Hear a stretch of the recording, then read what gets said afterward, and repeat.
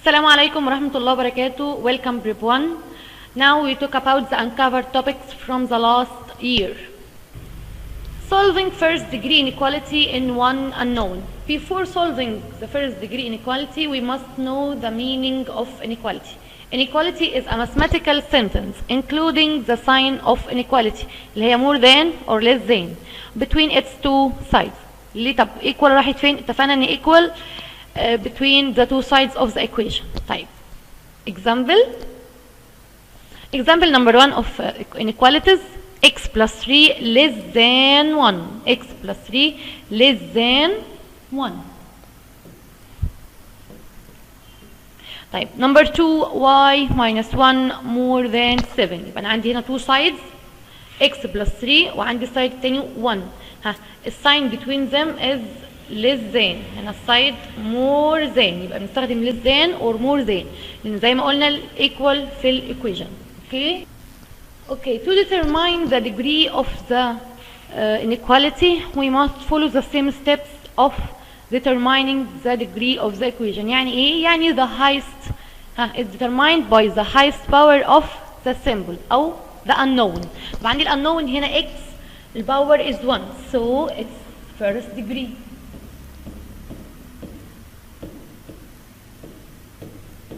Number 2 symbol او unknown عندي هنا y of the power 1 يبقى first degree. Number 3 y power 2 plus 1 less than 0. The unknown here is y of power 2 يبقى the second degree.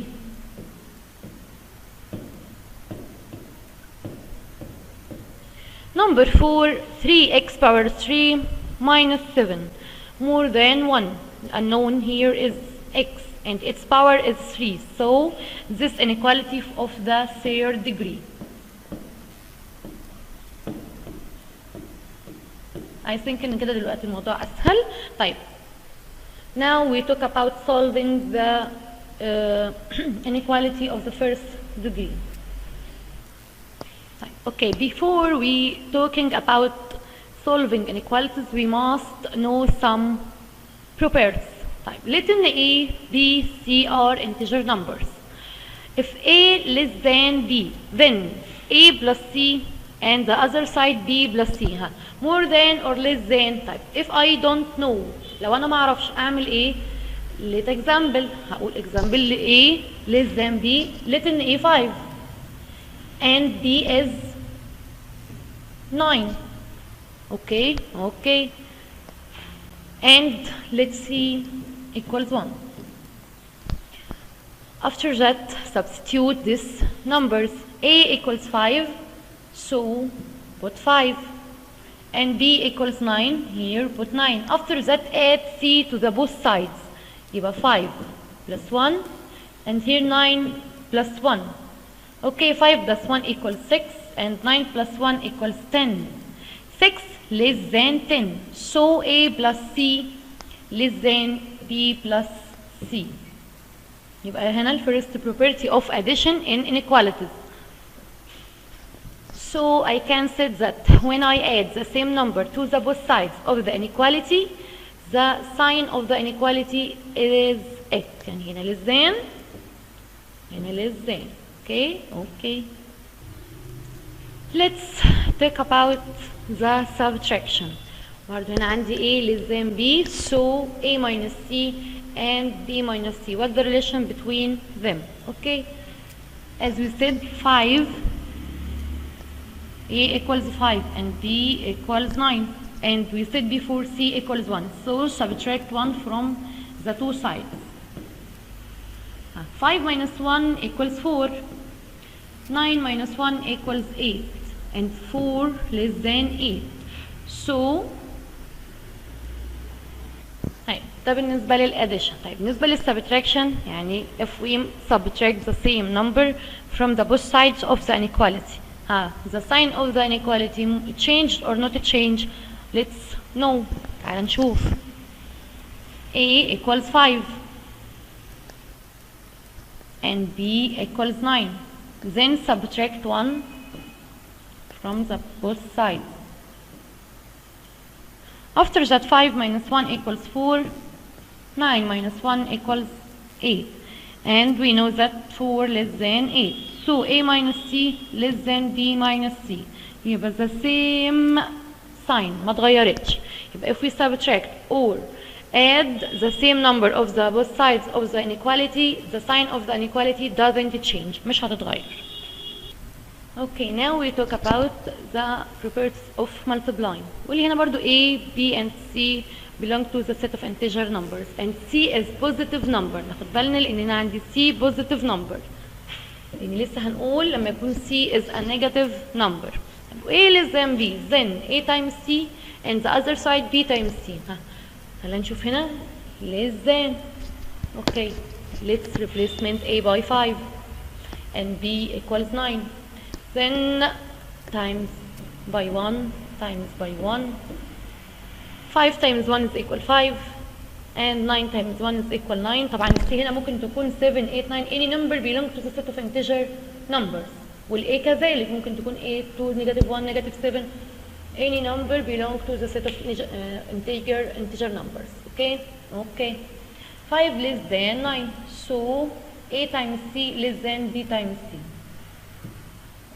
لغاية دلوقتي ال sign of the inequality doesn't change. Okay, let's take the division. طيب قبل ما نتكلم على الديفيجن تعالوا مع بعض نغير النمبرز بحيث عشان محدش يقول لي يا مس كده كده لو عملت تايمز او ديفايدد لل1 ما بيتغيرش. طيب تعالى نغير في النمبرز ونشوف هتطلع عندي نفس البروبرتيز ولا لا. لقيت ان الاي ممكن نقول عليها 4 والبي 8 and let's see equals 2. Okay, replace A by equals 4 and B equals 8. Divide C of the both sides، يعني هعمل هنا divide 2 and here divided 2. 4 divided 2 equals 2 and A divided 2 equals 4. 2 less than 4, so A divided by C less than B divided by C if C is a positive number. لسه شغالين في البوزيتيف number. Okay, okay. After that, let A, B and C belong to the set of integer numbers, but C is a negative number. A less than B, then A times C and the other side B times C. The sign, change it or not? Let's know. A times C and B times C. Let's see equal any negative number, say negative 2, negative 1, negative 7, any number but is a negative. لازم يكون negative. A, as we said before, let A equals 4 and B equals 8. Here times by negative 2 and here times by negative 2. After that, 4 times negative 2, as we take before the rule sign, negative times positive is negative. 4 times 2 is equal 8. And here 8 times negative 2. Positive times negative negative, and 8 times 2 is equal negative, يبقى هنا عندي 16. Negative 8 and negative 16. Negative 8 more than 16. خدنا بالنا ان هنا less than becomes more than. So A times C more than B times C if C is a negative number. يبقى if we multiply by a negative number to the both sides of the inequality, the sign of the inequality will be changed. هتتغير. Okay, ده بالنسبة للمultiplying. هنشوف مع بعض. Okay, substitute A equals 4 and B equals 8. Then divide negative 2 to the both sides, and then divided by negative 2 divided by negative 2. Sorry. 4 divided by negative 2, positive divided by negative equals negative. 4 divided by 2 equals 2. طبعا ممكن نستخدم الكالكوليتر في ده، بس دي سهلة يعني. A divided أو بس ممكن للتأكد to check your result. A divided by negative 2 equals negative 4. And I know that negative 2 more than negative 4. هنا الساين كانت negative less than becomes more than. So I can set that if we multiply or divide negative number to the both sides of the inequality, the sign of the inequality will be changed. Okay, هنغيرها. Let's solve some inequality. We now find the solution set of each of the following inequalities. 2x plus 1 less than 7, where x belongs to the set of integer numbers. طيب, to solve the inequality we follow the same steps of solving the equation. يعني ايه؟ يعني هقول هنا 2x plus 1 2x plus 1 less than 7. عندي هنا 2x plus 1. طيب عشان خلص من ال1 ده هنا plus 1 يبقى هقول minus 1 او plus negative 1. هقول هنا 2x plus 1 minus 1 less than 7 minus 1. 2x plus 1 minus 1 plus 1 minus 1 او plus. طيب علشان اتخلص من ال1 ده by adding the additive inverse of positive 1 اللي هو ايه negative 1 to the both sides. يبقى 2x plus 1 plus additive inverse of 1 اللي هو negative 1 less than as it 7 plus negative 1. okay, 2x هنا عندي positive 1 and its additive inverse number and its additive inverse sum بتاعهم 0 يبقى goodbye down to x less than 7 plus negative 1 equals 6. نلاحظ ان عندي هنا sign of the inequality doesn't change. ليه؟ لانها ما بتتغيرش في الادنج or subtracting. بتتغير امتى؟ لو عملت divide or multiply لنيجاتيف number. طبعا 2x less than 6 عشان خلص من ال 2 يبقى هعمل divided by 2 with that two sides divided by 2 divided by 2 x عندي هنا cancel 2 with 2 يبقى عندي x less than 6 over 2 means 6 divided by 2 equals 3. so x less than 3. the solution set طبعا احنا قلنا هنا set of integers solution set ده simplify بتاعها solution s والset s تانية equals less than 3. يبقى the number هيكون هنا اللي هو numbers less than 3 and belong to the set of integer numbers. يبقى عندي 2 1 0 negative 1 negative 2 and so on. number 2 9 minus 6x less than or equal 15. خد بالك الساين هنا less than or equal دي برضو inequality. طيب يبقى عندي هنا 9 minus 6x less than or equal as it هنا 15. طيب المفروض ان عندي هنا 9 positive 9 يبقى الاديتيف انفيرس لل 9 negative 9. يبقى عندي هنا 9 minus 6x plus negative 9 less than or equal 15 plus negative 9. طيب هنا عندي number والاديتيف انفيرس السم بتاعهم 0. يبقى عندي هنا negative 6x and less than or equal as 8 15 plus negative 9 equals 6. طيب عشان اتخلص من negative 6 هنا هعمل divided negative 6. عملنا divided دي negative number so الساين هتكون مالها هتكون more than or equal. ناخد بالنا قوي قوي قوي من ده. يبقى اقول هنا divided by negative 6 يبقى x and 6 divided by negative 6 is equal negative 1.